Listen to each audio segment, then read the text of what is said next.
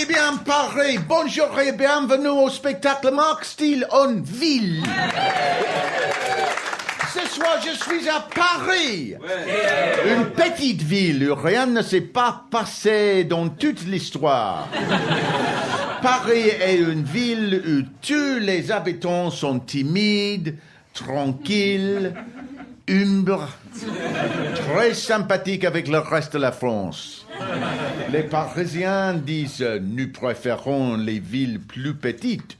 Paris est moins important que Nantes-Limoges. » Je sais que des Anglais ne savent rien de la France. On pense que le président est Napoléon.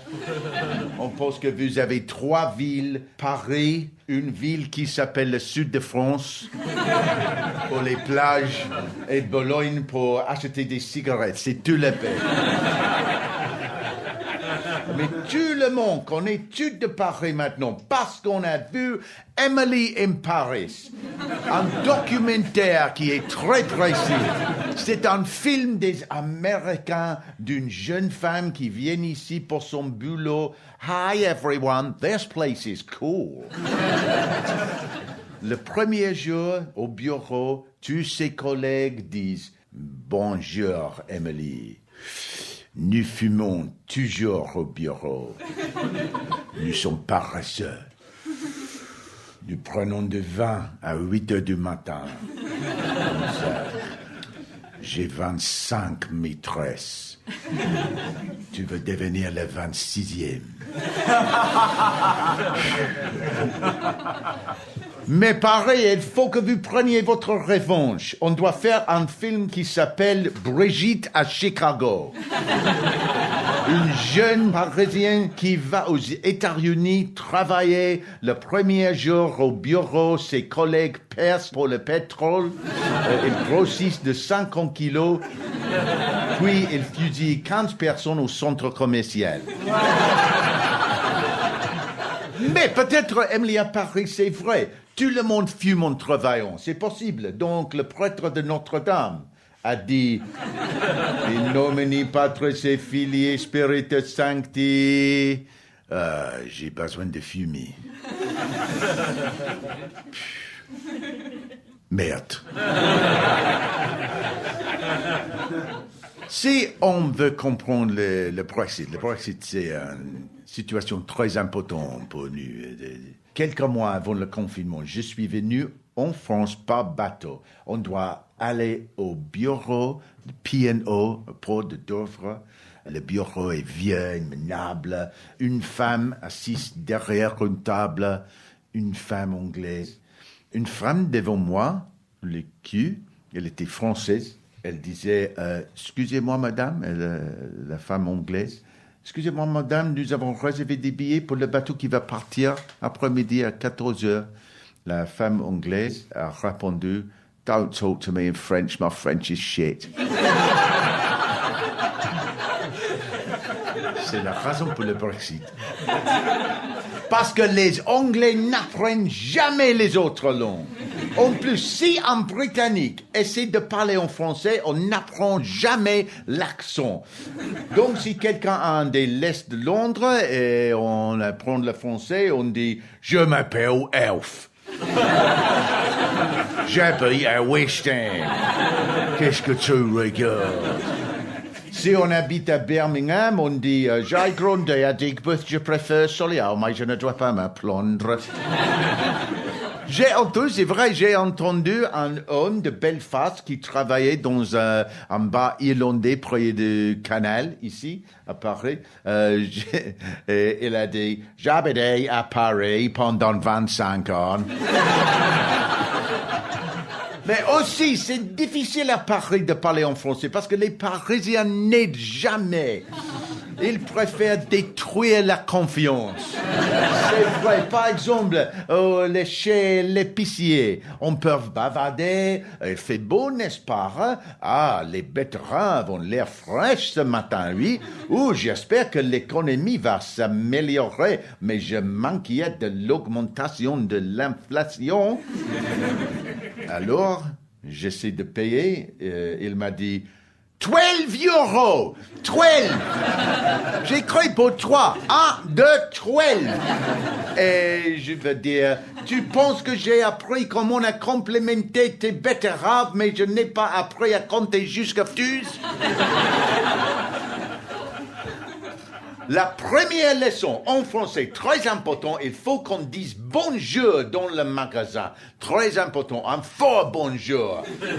Un faible bonjour est inutile. On doit entrer bonjour pour une réponse bonjour. La leçon suivante, tu vas changer au moment où personne ne comprend. Bonjour? Non. Maintenant, c'est bon après-midi. Mais personne n'est stressé ici, Paris. Paris est la ville parfaite pour se détendre. La meilleure façon de conduire dans les rues de Paris, particulièrement autour de l'Arc de Triomphe. J'ai pris un taxi une fois, j'ai vu le conducteur et il regardait sur le volant et j'ai demandé, monsieur, qu'est-ce que tu as perdu? Tu cherches ton portefeuille sur le sol. C'est vrai. Puis, il a crié, hein? Non, monsieur, je regarde le foot sur mon iPhone. C'est PSG contre Manchester City. Match nul après 20 minutes. Je veux te regarder avec moi. Le monde doit remercier Paris d'avoir trouvé une bonne idée pour les centres-villes. S'il y a trop de véhicules, donc traversés et dangereux et frustrants, ajoutez 1 million de trottinettes pour que tu sois plus calme. Ils sont comme les guêpes. Ils vont sur les jambes, au-dessus les enfants, puis 2 minutes de zigzag au centre de la rue. On pense, comment ne sont-ils pas tués? Mais l'explication est que tous les conducteurs conduisent sur le trottoir parce qu'ils regardent Bayern Munich contre Real Madrid sur l'iPhone. Et pareil, pourquoi vous conduisez? Vous avez la meilleure attraction ici, le métro. Le métro est magnifique parce que le métro est partout. Il y a une gare de métro pour chaque appartement. On regarde le cadre du métro. Ah, je dois voyager, passer 5 gares. On descend les escaliers, on attend le métro.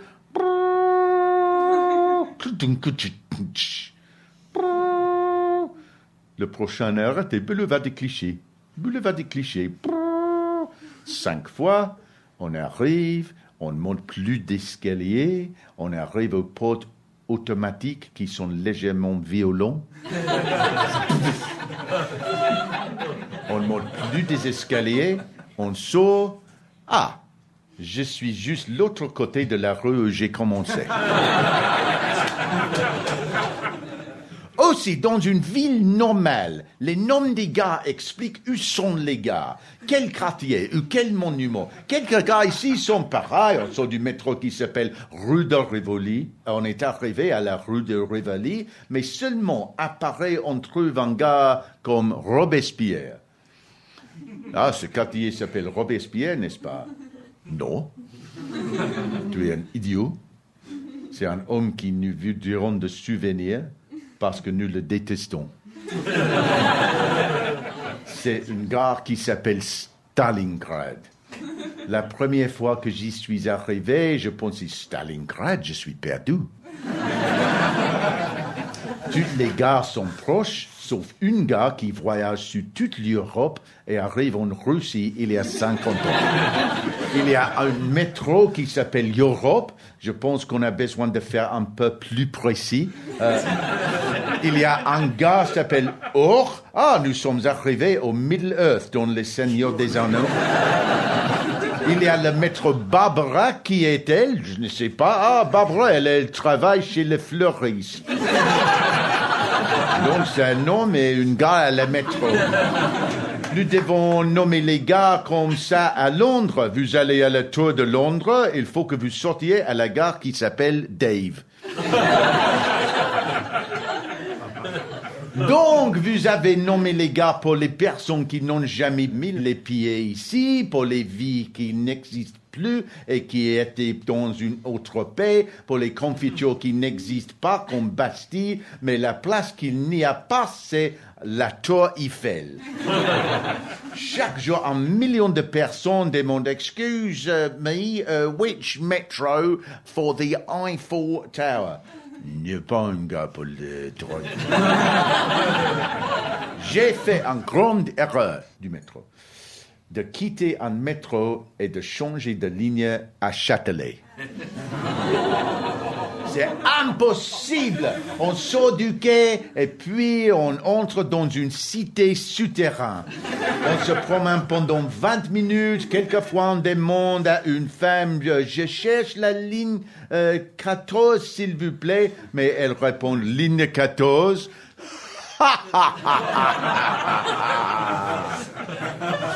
On essaie de se retrouver, mais on passe par un gymnase, une piscine, un aéroport. On demande, excusez-moi, monsieur, je suis perdu. Perdu? Vous êtes à Tokyo.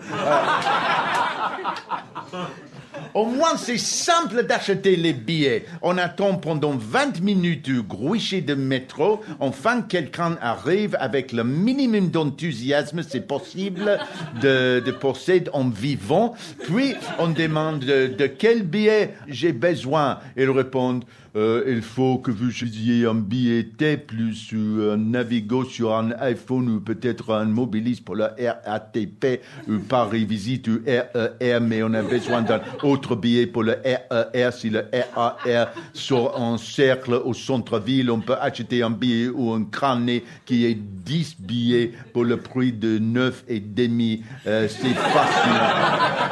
Puis, il s'en va encore. Je suis venu ici avec mes collègues qui n'est parfois au fossé. J'étais à Gare du Nord hier soir. J'essayais d'acheter un billet avec les notes à Gare du Nord. Et il m'a dit, non, nous n'accepterons pas la monnaie. Ah oui, c'est vrai. Et il m'a dit, avez-vous une carte? Oui, oui, oui. J'ai trouvé mon carte et elle m'a dit, la machine ne marche pas. J'ai dit, la machine ne marche pas, mais une carte, le money ne veut accepter. Oui. Qu'est-ce que je peux faire? Elle m'a dit, je ne sais pas. Mais j'adore Paris. À Londres, c'est très, très, très frustrant. Mais ici, c'est drôle. Mais j'adore particulièrement Barbès Rochechouart. Parce que c'est très, très parisien. J'ai trouvé un jeune homme à côté de moi, à Barbès Rochechouart, le métro. Elle a mis la main dans ma poche. Je lui ai dit, « Oi, qu'est-ce que tu fais ?» Elle m'a dit, « Je suis un pickpocket. »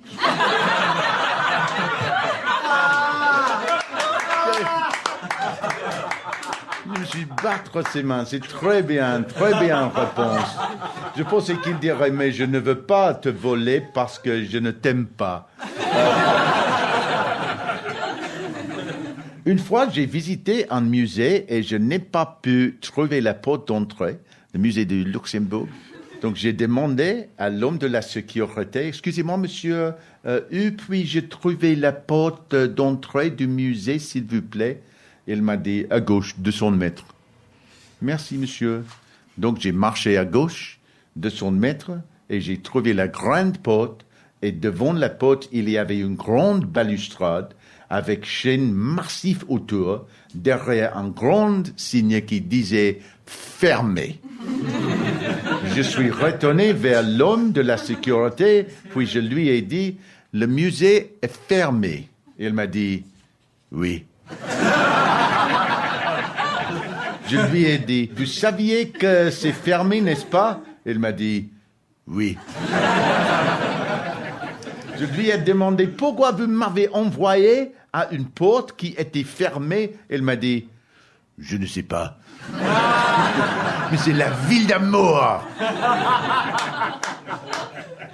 Paris est très fier pour beaucoup de raisons, particulièrement parce que vous êtes très astucieux dans la bureaucratie. Vous êtes les champions du monde. Vous construisez des systèmes qui sont impossibles à surpasser. Ah, vous essayez de louer un appartement. On a besoin de 4 garants qui doivent habiter en France. Un doit être un avocat, un autre doit être le président, un autre doit être un travailleur du sexe au Pigalle, le 4e doit gagner une médaille d'or aux Olympiques d'hiver. Si on veut devenir résident en France, on a besoin d'une carte de séjour. On doit aller à l'interview avec la preuve de salaire en France. Si on dit « je viens d'arriver », il dit « Bien ». Vous auriez travaillé en France avant d'être arrivé en France. Puis il dit, peut-être je peux t'aider. Avez-vous un certificat de naissance? Oui, chez moi. Ah, je suis désolé. On doit porter le certificat de naissance tous les temps. Le jour suivant, on revient avec le certificat. Ah non, le certificat de naissance doit être de moins de 3 mois. C'est vrai, n'est-ce pas? Toujours à Paris, on a besoin d'un certificat de naissance qui est de moins de 3 mois. Je voudrais des champignons, s'il vous plaît, l'épicier. Oui, les champignons. Vous avez un certificat de naissance qui est moins de 3 mois? C'est 3, j'écris pour toi. Si on s'en trouve un, on retourne, mais il dit, bon, pour la prochaine étape, tu veux aller à la préfecture de police à 5 heures du matin pour faire la queue pendant 3 jours. Pour quelle raison? Il n'y a pas de raison. J'espère que tu queues pendant plus que 3 mois, puis ton certificat de naissance devient trop vieux. Oh, les chambres de banc, vous connaissez les chambres de banc? Oui. Ah, c'est très, très, très petit, qui était pour les femmes de ménage à la fin du 19e siècle. Ils sont très, très petits. Comment c'est possible? Il faut être comme EasyJet. Seule une petite valise est permise. Si on veut garder un autre sac pour une brosse à dents, on doit louer une 2e chambre de banc. Ce n'est pas possible de la louer si les pieds sont plus grands que la taille 43. Et si on a une érection, il faut ouvrir la fenêtre comme faire un trou dans le mur.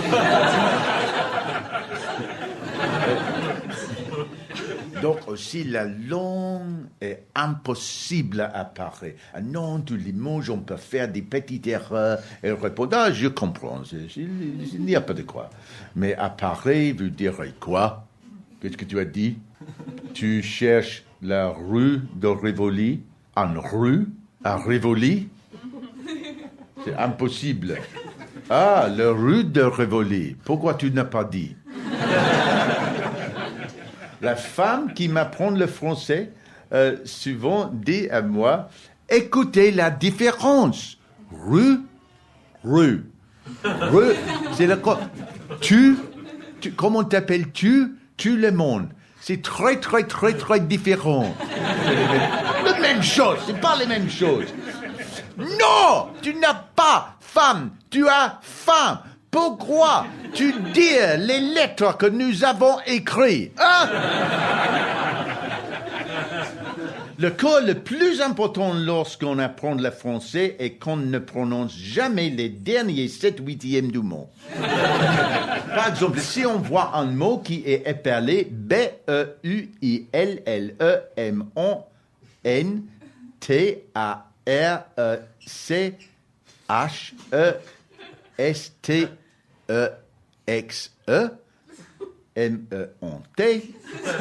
la vraie prononciation est E.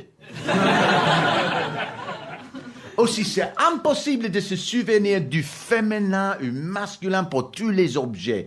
Mon professeur m'a appris, non, la table. Pourquoi tu dis le table, la table? Enfin, j'ai dit non, parce que cette table s'identifie au masculin. quelquefois, Paris, je suis jaloux des Parisiens parce qu'il y a une autre grande différence avec le Royaume-Uni. Au Royaume-Uni, on se vante que j'ai gagné beaucoup d'argent ce mois-ci. Je travaille tous les jours jusqu'à 23 heures. Je me réveillais chaque matin. Je me suis réveillé chaque matin à 6 heures. Après 12 ans comme ça, j'espère que je pourrai acheter un beau canapé. À Paris, on dit j'ai travaillé dans un boulot parfait. Il y a 20 semaines de vacances par année. On ne travaille jamais le lundi, ou vendredi, ou jeudi. Si j'avais de l'argent, j'achèterais un nouveau coquetier, mais je n'ai pas l'espace dans mon appartement. À Paris, personne ne travaille jamais en mai parce qu'il y a tous les jours fériés.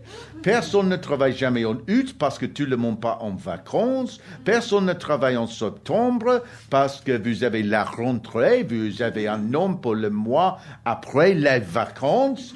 Et c'est mauvais pour la santé émotionnelle si on est stressé après les vacances.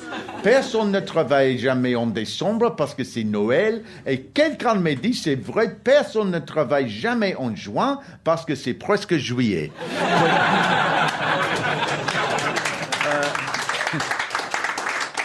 Au café, on sait qui est les Anglais parce qu'ils ouvraient leurs ordinateurs, ils mangent un sandwich en écrivant, en même temps les Français regardent le monde.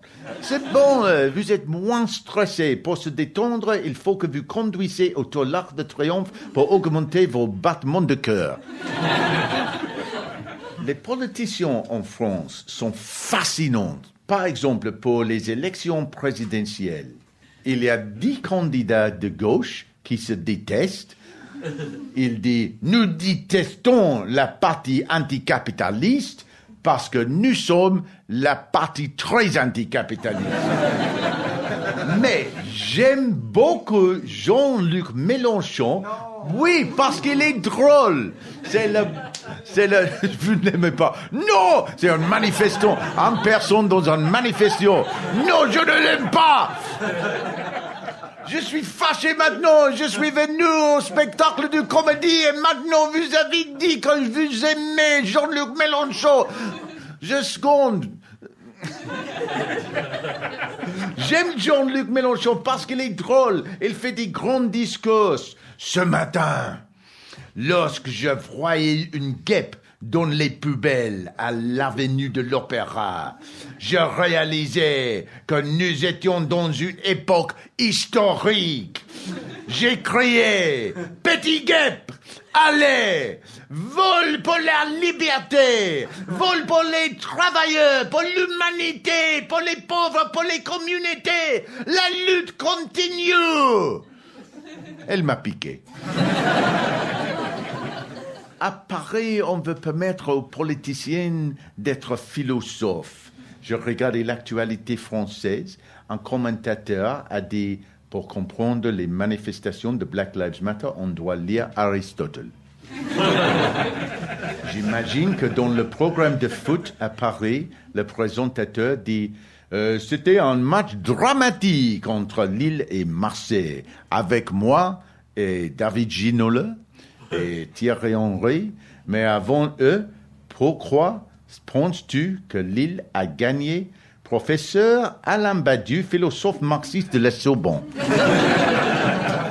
Oh, Paris, j'adore que le nom du programme pour le foot est Match of the Day. Beaucoup d'imagination. 2024, vous avez les Jeux Olympiques. Vous êtes beaucoup d'enthousiasme. Non, c'est contre la loi. Quel nom donnerez-vous pour les programmes de télé? The Running About. L'esprit parisien a été construit de tant d'histoires, de tant de révolutions. Je crois que la Révolution française de 1789 était un des plus forts moments de l'histoire. Peut-être que l'instant le plus dramatique était l'exécution du roi sur la place qui maintenant est nommée place de la Concorde. C'est enregistré dans les documents. Le roi est arrivé pour son exécution 15 heures.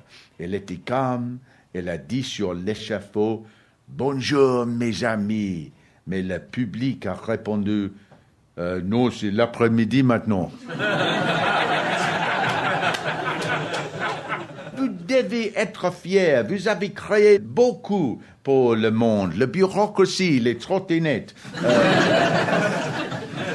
Et je trouve que Paris est drôle. Dans les autres pays, quelque chose serait pénible, mais ici, c'est marrant. Paris est comme une grande installation artistique. Les pickpockets sont drôles. Les émeutes sont drôles. C'est drôle qu'il y a une nouvelle maladie qui s'appelle syndrome de Paris.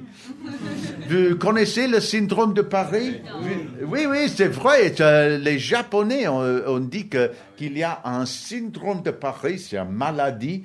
Quelques touristes souffraient des symptômes. L'article que j'ai lu dit avec le syndrome, vous êtes angoissé, vous vomissez, vous êtes étourdi, vous avez beaucoup d'hallucinations. Le syndrome de Paris, vous devez être si fier. C'est la raison pour laquelle Paris est la capitale de la France. Ce n'est pas le syndrome de Nantes ou Limoges.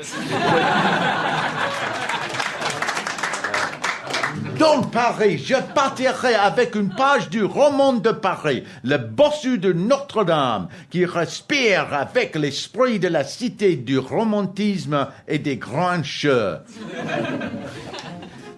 Le bossu s'est assis dans un coin, triste et ébouriffé, jusqu'à ce qu'une jeune femme s'approche.